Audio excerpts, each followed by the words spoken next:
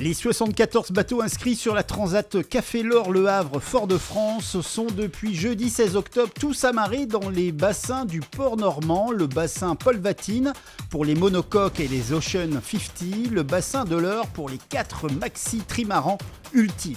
Pour cette nouvelle édition de cette course emblématique, des parrains d'exception ont été choisis en la personne de la spationaute Claudie Aigneret et l'explorateur Mathieu Tordeur. On est bien conscient des limites de notre planète et c'est vrai que de voir encore des aventures qui utilisent l'énergie du vent, l'énergie renouvelable pour traverser des océans ou même faire le tour du monde, c'est quelque chose que je trouve fabuleux et c'est quelque chose que je fais aussi avec mes propres expéditions. L'espace et la mer, c'est quand même des biens communs de notre humanité. On doit les maîtriser, mais on doit les préserver. Et la Transat Café L'Or, pour moi, c'est ça aussi, c'est cet engagement pour se dire que ça nous dépasse, ces territoires sur lesquels on va aller explorer.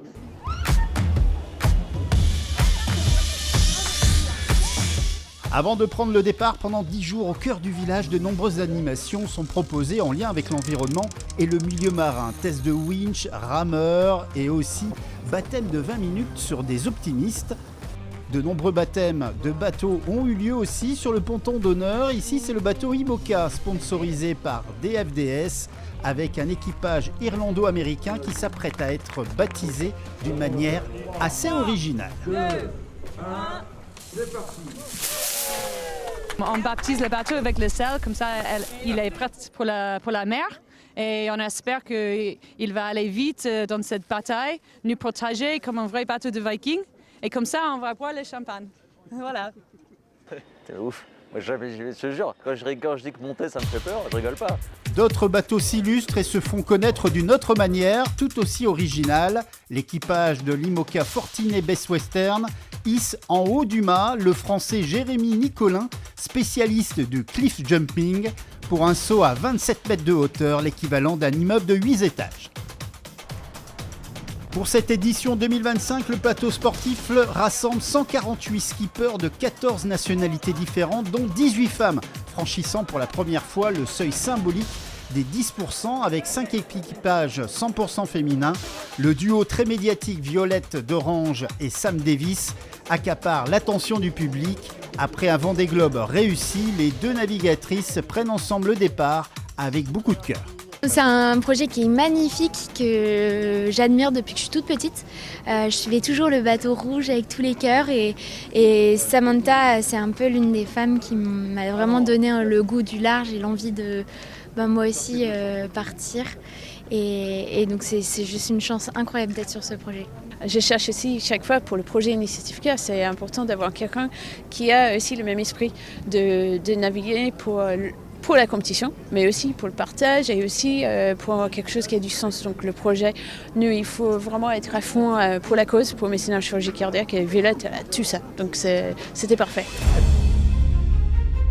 10 cénomarins tenteront de relever le défi de la grande route du café. Parmi eux, le Havrais Timothée Paulet, nourri de belles ambitions. Exactement, on a connu une année 2024 un peu difficile, un dématage, un autre accident.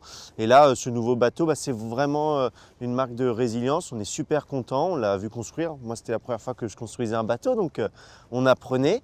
Et là, on est actuellement 2e au classement classe 40. Donc la fin du match se jouera sur cette transat et 4e du trophée européen. On a fait notre premier podium à Saint-Malo en septembre, donc tout s'est bien passé. On est vraiment super chaud et motivé pour cette Transat Café L'Or. Parmi les classes 40, on notera aussi le retour d'un vieux briscard de la mer, Michel Desjoyaux, qui revient certes par la plus petite des catégories, mais avec des ambitions très fortes. J'ai jamais vraiment arrêté, je me suis un peu calmé, c'est tout.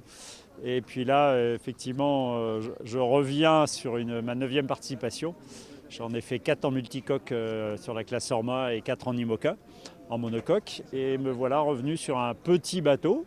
Petit bateau, petit problème, on dit.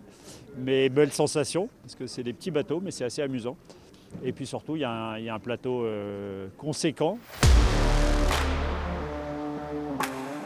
Enfin, du côté de la classe Rennes, les ultimes 4 équipages combattront pour la gagne à bord de ces Formule 1 des mers où l'on navigue aujourd'hui à grande vitesse sur un bateau volant.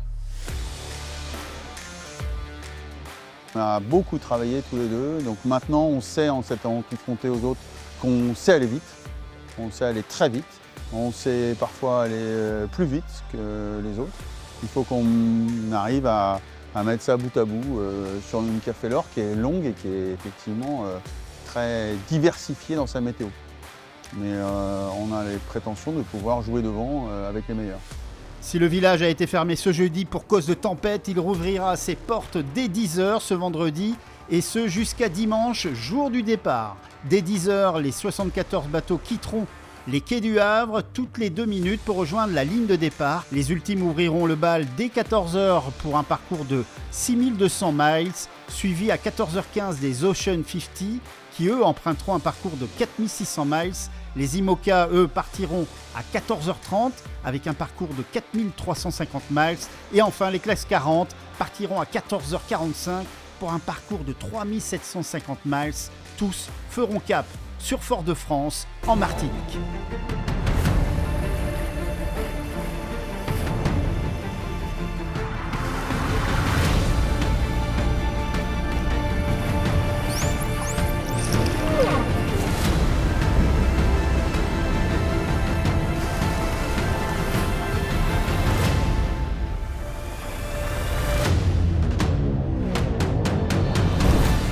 L'avantage des courses en double, on peut partager l'expérience et apprendre beaucoup.